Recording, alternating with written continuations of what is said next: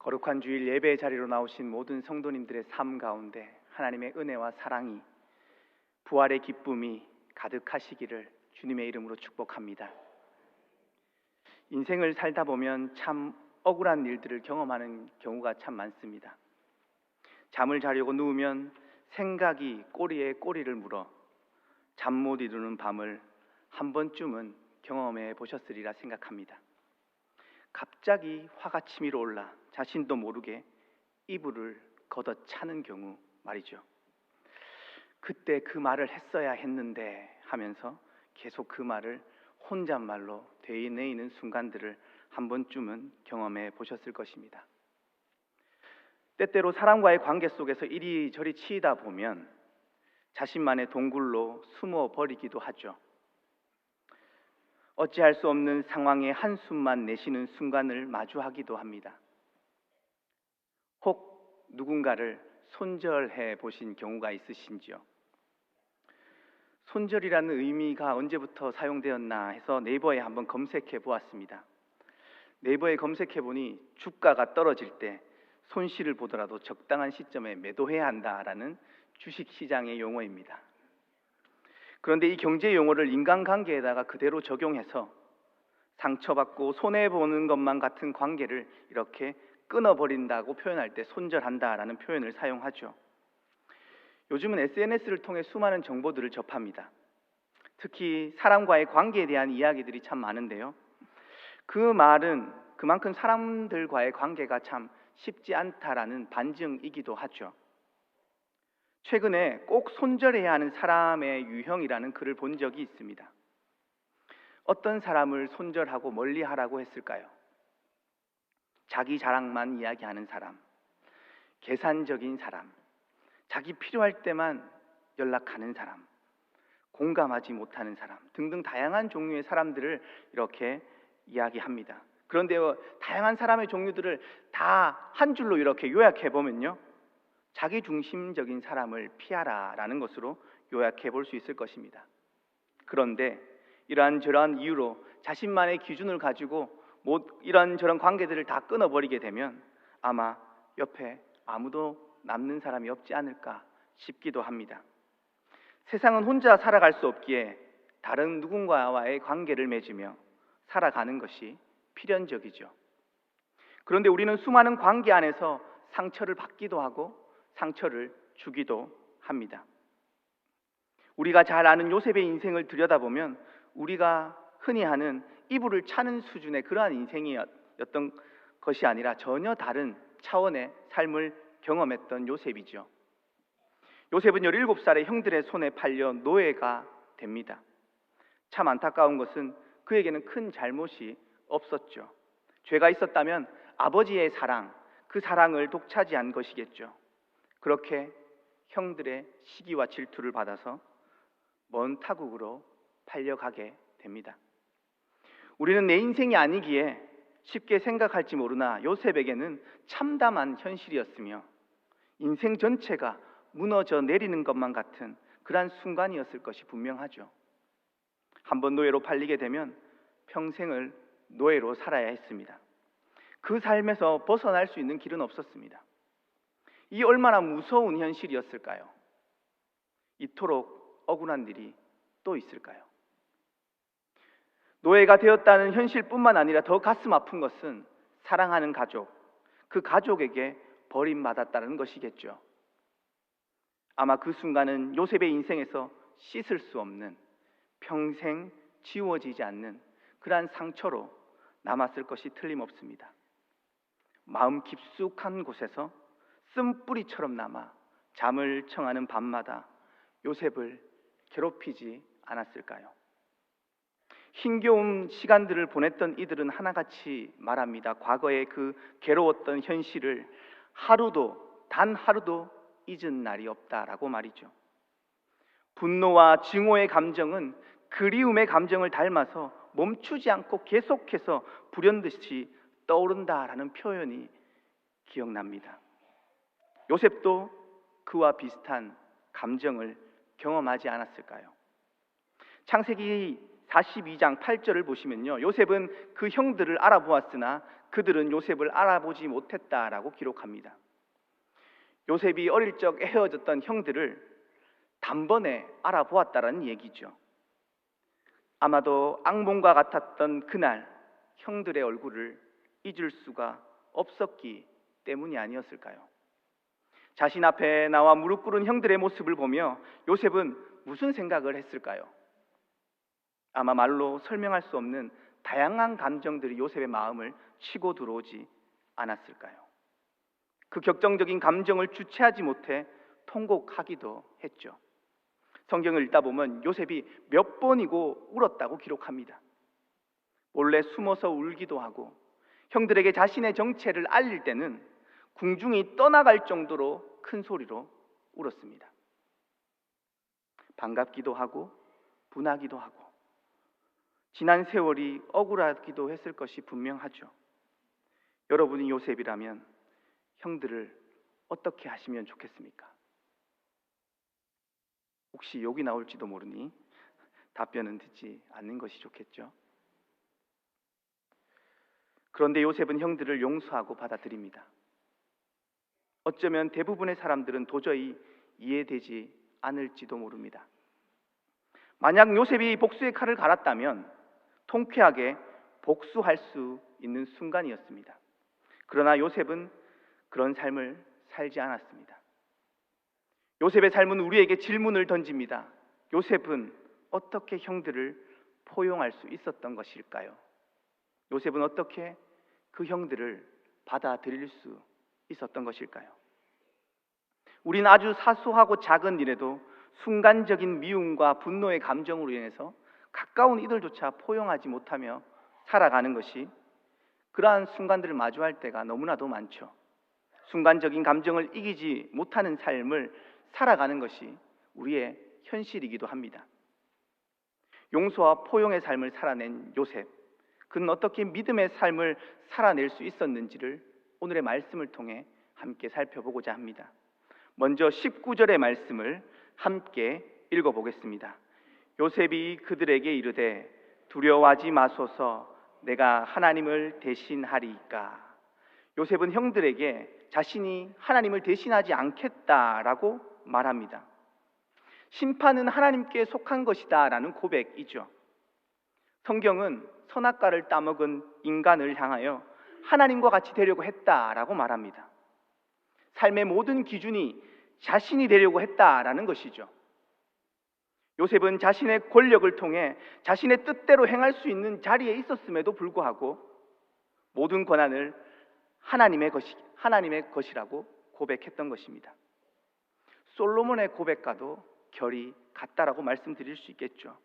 솔로몬은 하나님을 향해 듣는 마음을 구했습니다.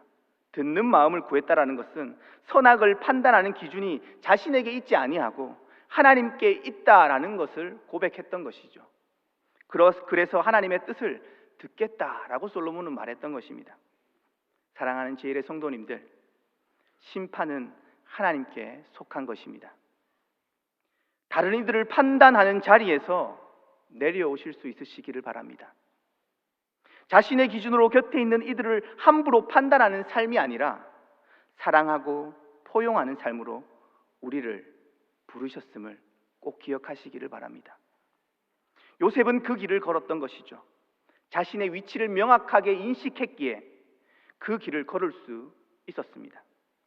창조주이신 하나님의 피조물이자 하나님의 자녀로서 그분의 뜻에 순종하는 걸음, 그 삶을 살았던 것이죠. 예수님은 산상수훈의 말씀을 통해 비판하지 말라 말씀하셨습니다. 다른 이들을 향한 비판이 돌아오게 될 것이라고 말씀하셨죠. 누군가를 평가하는 그 헤아림대로 헤아림 받을 것이다 말씀하셨습니다. 믿음의 삶은 하나님께서 나에게 허락하시는 삶을 받아들이는 것입니다. 수용하는 것이죠.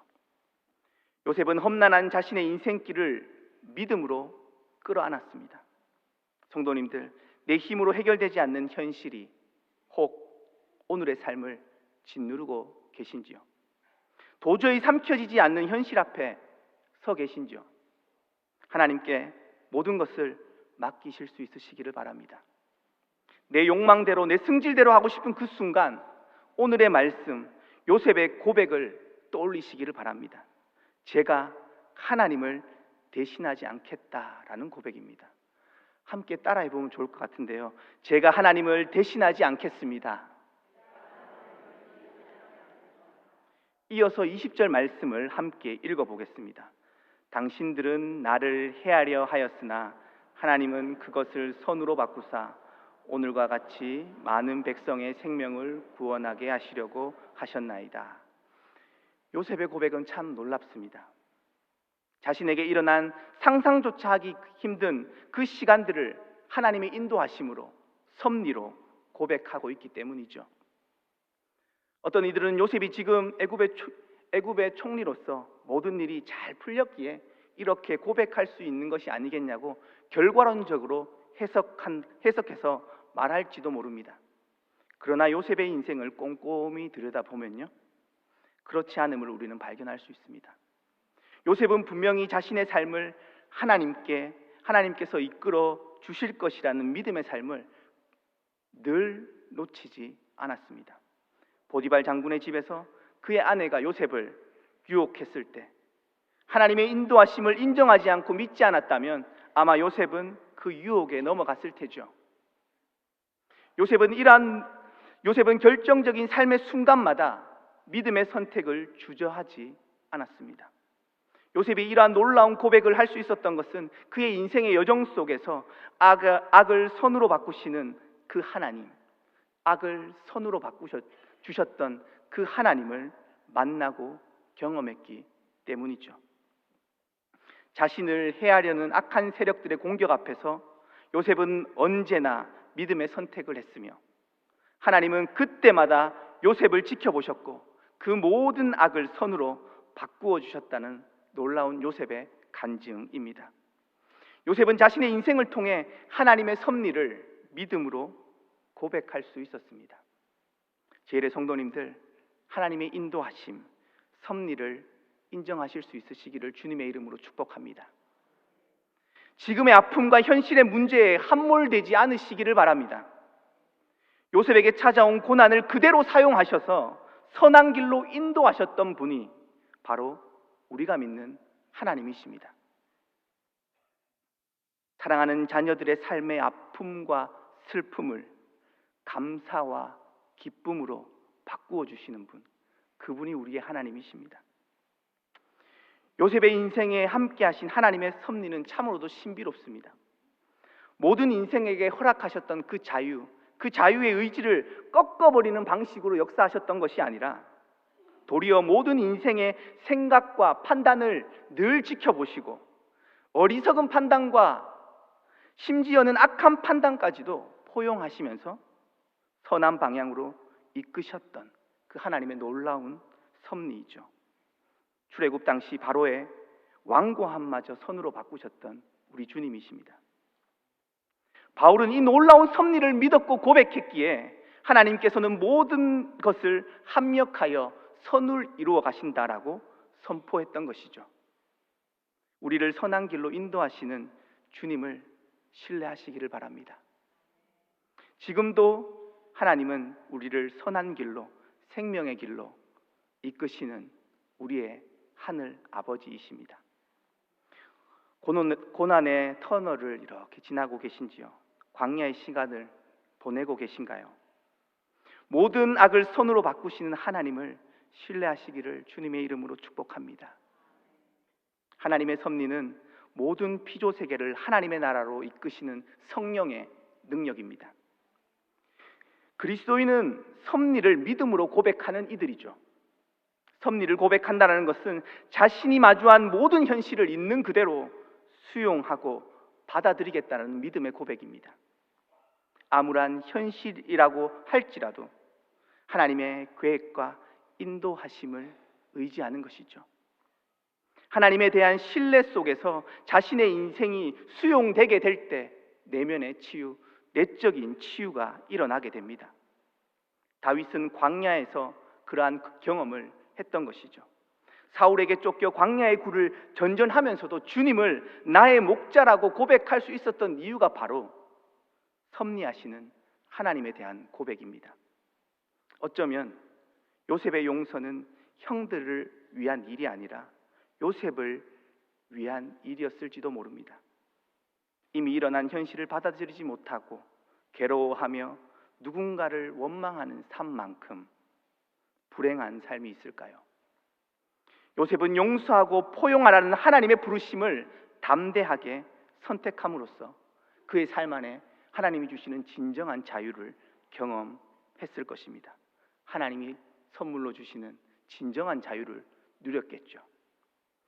여전히 누군가를 향한 원망으로 몸서리치는 분이 계신가요? 순간 치밀어 오르는 그 화를 주체하지 못하고 계신가요? 요셉이 걸었던 포용의 길로 나아가실 수 있으시기를 바랍니다.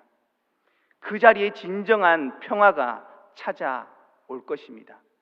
주의 영이 계신 곳에 참 자유가 있습니다. 마지막으로 21절 말씀을 함께 읽어보겠습니다. 당신들은 두려워하지 마소서. 내가 당신들과 당신들의 자녀를 기르리이다 하고 그들을 간곡한 말로 위로하였더라. 아버지 야곱이 죽고 나서 형들은 요셉이 자신들을 죽이지 않을까라는 두려움과 불안에 휩싸이게 됩니다. 자신들이 행한 짓이 있으니 생각해 보니 겁이 나지 않을 수 없었겠죠. 그러나 형들을 향한 요셉의 말은 참 놀랍죠. 자신의 인생에 엄청난 피해를 입혔던 이들을 포용할 뿐만 아니라 그들의 생명까지도 보호해 주겠다라고 약속하고 있습니다. 간곡한 말로라고 번역된 히브리어의 원어를 살려서 이렇게 해석해 보면요, 마음이 움직이도록 간곡하게 말했다라는 의미가 담겨 있습니다. 형들이 요셉의 말을 도무지 받아들일 수 없었던 것이죠. 자신들은 그런 삶을 살지 못하니 요셉이 그렇게 말하지만 그 말을 쉽게 수용하지 못했을 것입니다. 그래서 요셉은 진심을 담아서 계속해서 형들의 마음이 움직이도록 설득하고 있었던 것이죠. 말만이 아니라 구체적인 내용, 약속까지 전하고 있습니다. 자신의 생명을 해하려고 했던 이들과 그 가족을 먹여 살리겠다라는 약속입니다. 요셉은 왜 이런 약속까지 하고 있었던 것인지에 대한 의문이 들기도 합니다. 굳이 이렇게까지 할 필요가 있나 싶죠. 형들이 그냥 좀 불안해하고 두려워하게 그렇게 내버려둬도 되지 않을까라는 마음이 설교를 준비하는 저의 마음 가운데 찾아오기도 했습니다. 그러나 요셉은 그런 상태를 유지하는 것을 원하지 않았습니다. 형들과의 온전한 치유와 회복을 원했던 것이죠. 자신을 평화의 도구로 사용하시기를 원하시는 그 하나님의 뜻, 그 하나님의 뜻에 순종하는 걸음을 걸었던 것입니다. 모든 생명을 살리시기를 원하시는 하나님, 모든 생명이 피어나기를 원하시는 그 하나님의 뜻, 그 하나님의 뜻에 요셉은 순종했던 것이죠. 우리는 때때로 상처받고 관계가 틀어지면 겉으로는 괜찮은 척, 쿨한 척, 이해하겠다 말하고 받아들이겠다고 말하지만 더 이상 관계를 지속하지 않는 경우가 대부분이죠. 마음속으로 손절해 버립니다. 그러나 요셉의 포용은 말만이 아니라 삶으로 온전히 드러났습니다. 우리는 요셉을 통해 하나님의 포용과 치유의 길을 엿보게 됩니다. 끊임없이 죄의 길을 선택하는 인간을 계속해서 수용하시고 품어주시는 하나님의 그 사랑 말이죠. 결국 모든 악을 선으로 바꾸셨던 놀라운 십자가 사건을 통해 온 인류를 하나님의 품으로 끌어 안으셨습니다. 말이 아니라 생명을 내어놓으심으로 그 사랑을 표현하셨죠. 그래서 바울은 하나님의 사랑에서 그 누구도 끊을 수 없다라고 담대하게 선포했습니다. 하나님께서 악을 선으로 바꾸신 이유는 많은 생명을 구원하시려는 하나님의 그 사랑과 긍휼, 그 긍휼이 담겨 있는 것이죠. 손양원 목사님의 일화를 많이 들어보셨죠? 두 아들을 죽인 사람을 양자로 받아들였다라는 이야기입니다. 어떻게 그럴 수 있었을까요? 저는 그 이야기를 예전에 들을 때마다 너무 인간적이지 않다라는 마음 한켠에는 들기도 했습니다. 상식적으로 이해되지 않는 삶이기에 그렇죠. 손양호 목사님은 두 아들을 죽인 안재선이 잡혀서 총살을 당한다라는 그 소식을 접하게 되었을 때, 그 이야기를 들었을 때 이런 마음이 찾아왔다라고 합니다. 저 영혼 불쌍해서 어쩌나. 내 아들은 죽어서 천국에 갔지만 안재선은 죽으면 지옥에 갈 텐데 저 영혼 불쌍해서 어쩌나 하는 마음이 손양호 목사님의 마음에 찾아왔다라는 것이죠. 하나님의 전적인 사랑, 긍휼의 마음이 목사님의 전 실존을 가득 채웠던 그러한 순간이었을 것입니다. 그때 자신의 생명을 넘어 다른 생명을 품을 수 있는 삶으로, 사랑의 삶으로, 포용의 삶으로 나아갈 수 있었던 것이죠. 그 마음을 따라 삶을 살아내었을 때, 하나님께서 부어주시는 그 마음을 따라 그 삶을 살아갔을 때 놀라운 회복, 치유의 역사가 목사님의 삶을 통해 드러났던 것입니다. 사랑하는 제1의 성도님들, 우리는 부활절 후 둘째 주일을 보내고 있습니다. 부활의 주님을 믿는다는 것은 허무와 절망, 죽음의 권세를 우리 주님께서 이기셨다라는 고백입니다. 내 힘으로 살아가는 것이 아니라 하나님의 능력으로 내 인생을 살아간다라는 의미이죠. 요셉은 그렇게 자신의 삶을 이끄셨던 그 하나님을 늘 붙잡았습니다. 어쩌면 자신이 형들을 용서하고 포용하겠다라는 그 마음 자체를 가지지 않았을지도 모릅니다. 그냥 하나님이 주시는 마음을 따라 순간순간 순종하는 그 믿음의 걸음을 걸었던 것이 아닐까요? 때로는 바보 같고 때로는 손해보는 것만 같은 인생이라 할지라도 순종의 걸음 위에, 사랑과 포용의 그 걸음 위에 하나님의 놀라운 섭리가, 그 이끄심이 함께 하셨던 것입니다. 각자의 삶의 영역 속에서 정말로 삼켜지지 않는 그러한 관계로 인해 괴로운 순간을 마주하고 계신지요? 꽉 묶여서 도저히 풀리지 않을 것만 같은 그러한 현실을 마주하고 계신가요? 하나님의 헤아릴 수 없는 그 놀라운 사랑과 모든 것을 역전시키시는 그 하나님의 은혜, 죽음을 생명으로 바꾸시는 하나님의 섭리를 신뢰하실 수 있으시기를 바랍니다. 하나님에 대한 신뢰 위에 포용의 삶을 한 걸음 내디디시기를 바랍니다. 치유의 길은 우리의 인생이 하나님의 손에 있음을 수용하고 받아들일 때, 그때부터 시작됩니다. 나의 삶이 하나님의 손에 있음을 인정하고 고백하는 그 순간부터 시작됩니다. 하나님 앞에서 자신의 인생을 있는 그대로 수용하실 수 있으시기를 바랍니다. 그리하여 도저히 받아들여지지 않는 그 상황과 관계마저도 포용해 나아가는 삶, 그 삶 살아가시기를 주님의 이름으로 축복합니다. 요셉은 자신의 힘으로 걸어낼 수 없는 그 길을 걸어내었습니다. 선으로 악을 이기는 삶을 살아내었습니다. 하나님은 오늘도 우리에게 이러한 삶을 요청하고 계십니다. 모든 역사의 주관자 되시는 하나님에 대한 그 믿음 안에서 나의 머리로, 나의 생각으로, 나의 판단으로 이해되지 않는 그 현실을 포용하는 것이죠. 받아들이는 것이죠. 그 걸음을 내디딜 때 하나님의 그 압도적인 은혜가 임하여 온전한 치유의 역사를 개인의 삶과 우리가 속한 공동체 안에 허락하시리라 믿습니다. 이번 한 주도 포용의 삶 살아가시는 저와 여러분 되시기를 주님의 이름으로 축복드립니다.